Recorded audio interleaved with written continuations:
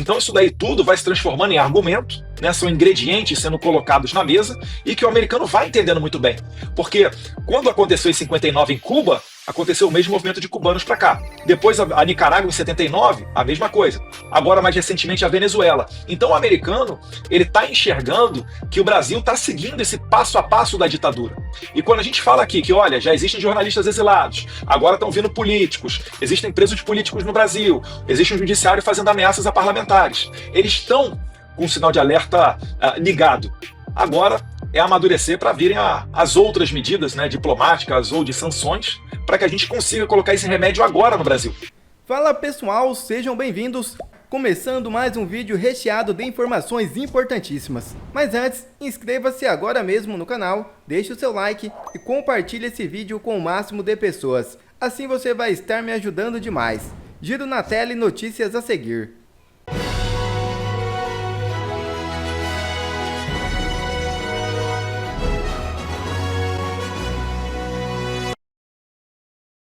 DPU acusa Moraes de restringir o direito à defesa em processo do 8 de janeiro. É isso mesmo.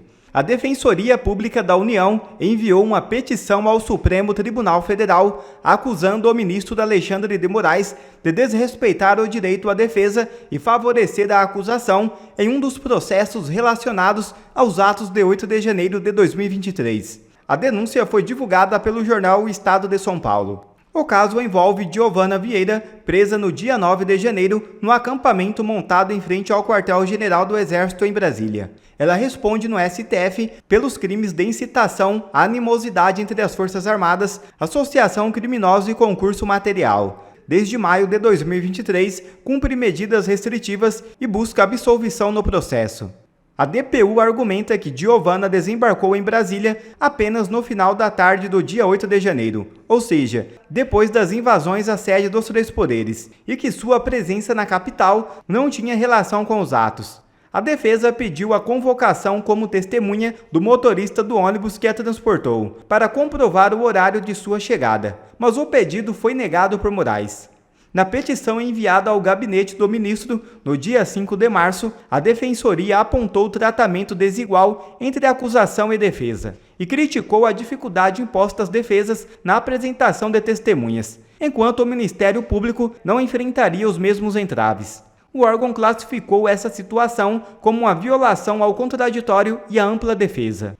A DPU também ressaltou que a presença de Giovana no acampamento em frente ao QG do Exército não configura por si só um ato criminoso. O acampamento estava situado na zona central de Brasília, com absoluta tolerância do poder público, afirmou o órgão, acrescentando que à época o próprio Estado transmitia uma aparência de regularidade ao movimento. E STF forma maioria em favor de Moraes, Dino Ezanin, mas Mendonça e Nunes Marques ainda têm carta na manga. É isso mesmo. O Supremo Tribunal Federal formou maioria nesta quarta-feira para recusar os pedidos de afastamento dos ministros Alexandre de Moraes, Flávio Dino e Cristiano Zanin, do julgamento da denúncia apresentada pela Procuradoria-Geral da República contra o ex-presidente Jair Bolsonaro e outras 33 pessoas no caso da suposta tentativa de golpe de Estado. Os ministros Luiz Roberto Barroso, Alexandre de Moraes, Gilmar Mendes, Dias Toffoli e Edson Fachin votaram contra a exclusão de Zanin e Dino. Os próprios Cristiano Zanin e Flávio Dino se declararam impedidos de votar nesse ponto, pois a ação se refere diretamente a eles. No caso do pedido de afastamento de Moraes, o presidente do STF, Luiz Roberto Barroso, além de Gilmar Mendes, Dias Toffoli, Edson Fachin, Zanin e Dino, rejeitaram a solicitação. O próprio Moraes, por ser alvo da ação, não participou dessa decisão. Porém, ainda falta o voto de alguns ministros, como Nunes Marques e André Mendonça. Ainda existe a possibilidade de um pedido de vista, o que forçosamente adiaria o julgamento. É uma verdadeira carta na manga. Cada pedido de vista tem um prazo de 3 meses para voltar ao julgamento. Caso Nunes Marques faça um pedido de vista e André Mendonça faça outro, já são 6 meses. Isso seria um balde de água fria no sistema, que quer prender o Bolsonaro de qualquer jeito ainda em 2025. Vale lembrar que alguns ministros estavam incomodados com Alexandre de Moraes por ter levado o julgamento de Bolsonaro para a primeira turma, e não para o plenário. Tudo leva a crer que um desses ministros seria o André Mendonça e Nunes Marques. essa seria agora uma chance de retaliação. Enquanto isso, a batata de Alexandre de Moraes e seus cúmplices está assando nos Estados Unidos. Isso porque agora Eduardo Bolsonaro dedicará seu tempo integral a denunciar a perseguição e as ilegalidades de Alexandre de Moraes e do STF a autoridades norte-americanas. No atual momento que a gente está vivendo no Brasil, ninguém mais ficou surpreso, né, com a atuação do Gonê, de coincidentemente, vejam só, né, coincidentemente, logo após o meu anúncio de que não retornaria no Brasil, ele fala: não, é exercício regular do mandato parlamentar, não precisa pegar o passaporte do Eduardo, não. E aí, coincidentemente, o Alexandre de Moraes também chega: opa, caiu na minha mesa aqui agora, vou arquivar. Então, aquilo que antes não tinha urgência nenhuma, né, o próprio EGR falou que não havia nenhuma emergência a ser tratada, que ele estava ocupado com outros fatos mais importantes do seu trabalho e deixava no segundo plano essa análise sobre a apreensão ou não do meu passaporte. De repente, a coisa virou totalmente prioritária e em questão de horas eles arquivaram todo o processo. Eu acho que isso aí, Cláudio, demonstra que existe um jogo combinado entre Alexandre de Moraes e o Gonê.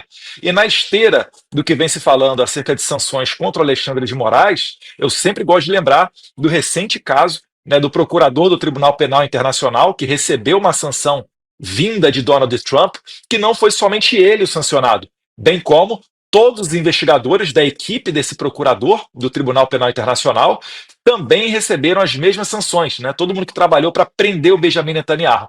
Então, aqui no Brasil, se você aplicar, né, essa mesma métrica trazendo para o nosso país, você vai perceber que não é só Alexandre de Moraes que está na mira dessas sanções internacionais vindas daqui dos Estados Unidos.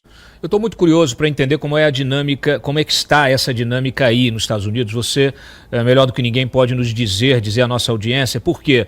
Naturalmente, o Trump, governo, o Marco Rubio, todos eles, na parte toda da política externa, eles têm uma lista aí de urgências, de emergências. É a guerra na Ucrânia, né, toda a problemática com a Europa, agora com os Houthis também no Iêmen, é um cenário geopolítico desafiador, a China, a Rússia, tudo isso, vamos dizer assim, vai colocando o Brasil mais para trás aí na lista de prioridades. É claro que você tem um Departamento de Estado inteiro, você tem aí os republicanos no Congresso, você tem várias formas de, vamos dizer assim, de demandar e de fazer as denúncias em relação aos arbítrios que estão acontecendo aqui. Mas o fato que talvez tenha me chamado mais a atenção, e eu compartilho a minha visão com você, eu quero saber a sua, quando a gente vê a OEA elegendo o candidato apoiado pelo Brasil e pela China para secretário-geral da OEA, me parece que a América do Sul não é prioridade para o Brasil. Então, eu fico me perguntando assim, se o Brasil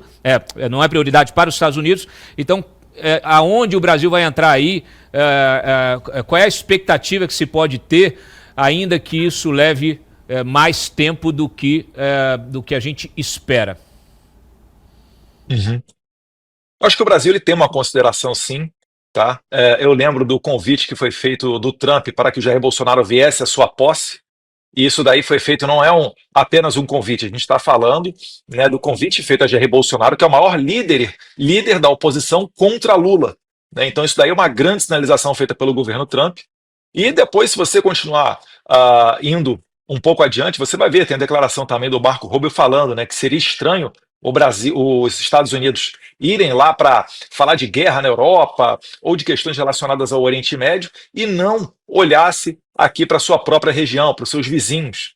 Então eu acho que, com certeza, né, os Estados Unidos ele tem tomado conta de muitos assuntos, porque foi muita bagunça deixada pelo governo Biden, mas o Brasil não está lá no final da lista, não. Eu acho que deveria estar na meiuca ali, indo para as cabeças. Então o nosso papel aqui, Cláudio, é levar, né, no meio desse mundo de informações, levar o que está acontecendo no Brasil. Eu tenho ficado muito satisfeito, muito feliz, porque a gente tem tido uma boa receptividade e as coisas estão caminhando. É claro, né, a gente não pode abrir tudo, falar com quem se encontra, ou muitas vezes o teor dessas reuniões, mas o que eu posso garantir é que as coisas estão caminhando e o Brasil não está sendo relegado. E se fosse para ser deixado para trás, certamente essas portas nem se abririam, porque a gente está falando aqui do país que recebe problemas do mundo inteiro. Né? Quando a gente bate a porta da Casa Branca ou bate a porta de um congressista americano, a gente está disputando atenção com gente de Israel que tem reféns lá na faixa de Gaza, né, a própria guerra da Ucrânia, você falou bem, os Houthis do Iêmen, que estava bombardeando navios que chegavam até Israel. Então existe, o mundo inteiro vem para cá para tentar buscar essa atenção dos Estados Unidos, porque é de fato um país mais poderoso do mundo, é a maior potência bélica e econômica mundial, mas eu acredito que o Brasil está tendo sim conseguir cada vez mais pegar o seu espaço. E eu finalizo relembrando, né, inclusive do tweet do State Department, né, a mesa que toma conta do lado ocidental do State Department, quando eles rechaçaram a conduta de Alexandre de Moraes com relação a esse banimento das plataformas Rumble e Truth Social do Brasil, que inclusive gerou uma reação dentro do próprio Itamaraty.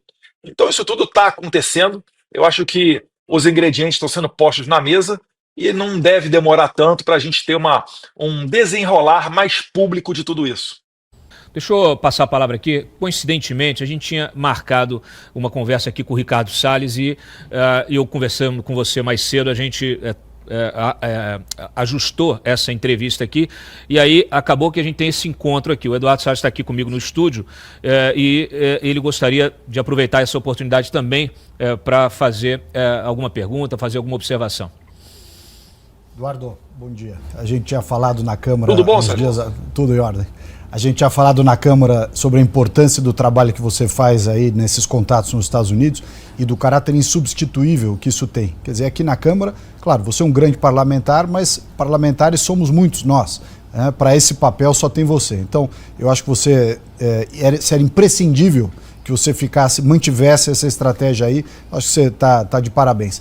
Você tem aí nos Estados Unidos um grupo, para além dos contatos americanos, você tem um grupo de brasileiros que eu estou entendendo que ajudam nesse trabalho, né? O Rodrigo Constantino, Paulo Figueiredo, Ana Paula Henkel, o próprio Alan dos Santos, enfim. Como é que você está planejando coordenar isso de tal sorte a otimizar esse trabalho de conscientização da opinião pública americana e das autoridades, evidentemente, acerca desse problema, desse rol de desmandos e arbitrariedades que o Brasil tem experimentado? Obrigado, Salles. Saudade de você aí de se encontrar aí no Congresso Nacional. Espero que não dure tanto tempo aqui, mas vamos lá. Essa rede de contatos ela é muito boa, né? A comunidade brasileira aqui no exterior, normalmente a pessoa que está de fora do país, ela tem mais clareza de cenário, né? Ela está fora do furacão inteiro, então ela consegue, por vezes, ter uma análise melhor dos fatos, né? Enxergar, ter um prognóstico, um horizonte mais claro para fazer essas análises. Então, certamente, vai utilizar isso daí também. E eu falo, né, aqui fora, eu tenho muito mais liberdade, inclusive, para falar do que no Brasil. Sempre há o risco do Alexandre de Moraes derrubar as nossas redes sociais. Mas enquanto a gente puder vocalizar, isso daí será utilizado esses canais sim. Eu fico muito feliz, tá? Algumas dessas pessoas que você citou me ofereceram ajuda, me ofereceram até casa para ficar, se fosse o caso. Então, isso me deixa numa posição muito melhor do que quando alguns deles que chegaram aqui, né? Tem gente como o André Porciúncula, o Alan dos Santos, que chegou aqui sem ter qualquer tipo de estrutura, né? Tiveram que começar a correr atrás, ver questão de emprego, escola do filho, o que quer fazer, precisar de outros favores, né? Ajuda de familiar.